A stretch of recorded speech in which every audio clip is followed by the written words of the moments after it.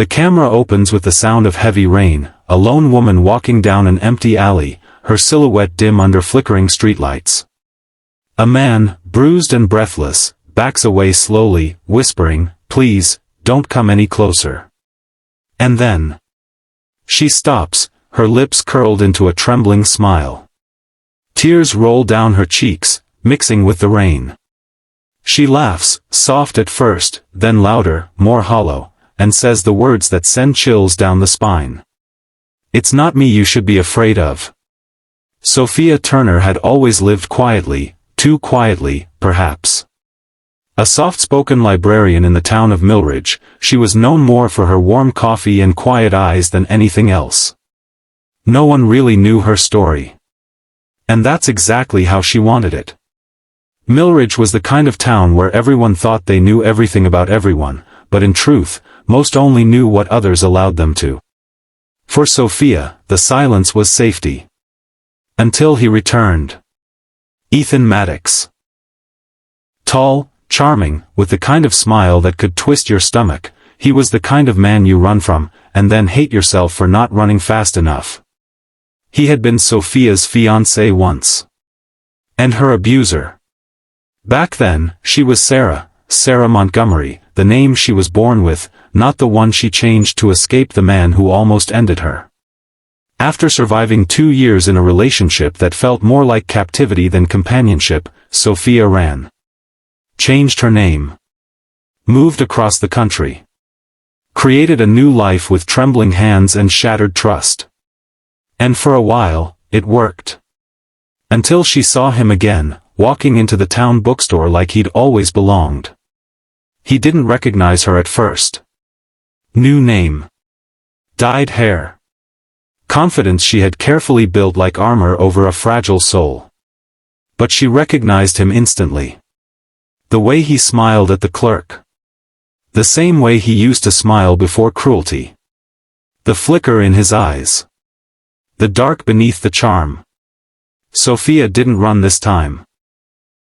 Her heart beat like a drum for days. She couldn't eat. Couldn't sleep.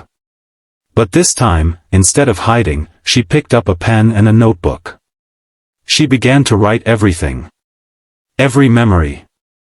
Every detail of what he did. Every scar, emotional and physical. She didn't know what she was going to do with it yet. But it felt like taking her voice back. Then she noticed something strange. Other women in town, young, smiling, vulnerable, talking to Ethan. A waitress who suddenly quit. A teacher at the high school who looked shaken when Ethan came by. Sophia recognized the signs. Ethan was weaving his web again. So she did the unthinkable. She reached out. To Detective Noah Jameson. A former soldier-turned-cop, Noah had a reputation for being hard-nosed but fair. Sophia expected judgment, maybe disbelief. Instead, she found compassion. He listened. Asked careful questions. Respected her silence when the tears came. Then he said something she never expected to hear. "You're not the only one." The investigation was quiet but deep. Sophia worked with Noah and a local counselor, helping identify a growing list of women who'd been manipulated, threatened, or harmed by Ethan. Some had stayed silent for years. Some still lived in fear. But with Sophia leading the way, they began to come forward.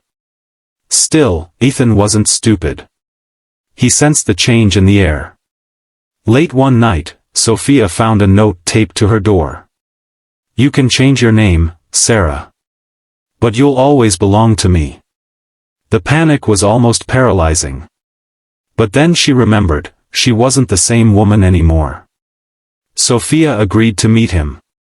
Publicly, in a dim alley near the old library. Cameras hidden. Noah and backup nearby. She wore a wire. As Ethan approached, he smiled. Like nothing had changed. Like he hadn't destroyed lives. "You missed me," he said, stepping closer. Sophia stood still. Her hands were trembling, but her voice was calm. No. I remembered you. Then Ethan's smile faded. You think you're strong now? Because of some stories you told? She tilted her head, and for the first time in her life, she laughed. Through tears. Through years of pain. And she said the words that had been buried in her soul for so long. It's not me you should be afraid of. Behind him, police lights flickered. Voices shouted. Ethan turned just as Noah stepped out of the shadows, gun drawn. He was arrested on the spot, for past assaults, threats, and evidence collected from multiple victims. Sophia watched silently as he was handcuffed and taken away. Her breath came easier. For the first time in years, she could breathe. The months that followed weren't easy. Healing rarely is. But Sophia began speaking publicly. She started a support group in Millridge for women recovering from domestic violence. Her book, Not Me You Should Fear, became a beacon for others. The town that once barely noticed her now saw her as a warrior. Noah remained by her side. What started as protection slowly became friendship, and perhaps, one day, something more. But for now, Sophia was focused on her own strength. She had learned something powerful. Sometimes the scariest thing isn't the monster outside the door. It's the silence we keep inside. And when we break that silence, we become the thing darkness fears the most. Sophia stands in front of a mirror. She looks at herself, not with shame, but pride. She smiles softly, places the final page in her journal, and walks out the door, sunlight streaming behind her. Voiceover. You don't have to be fearless to fight back. You just have to believe you're worth the fight.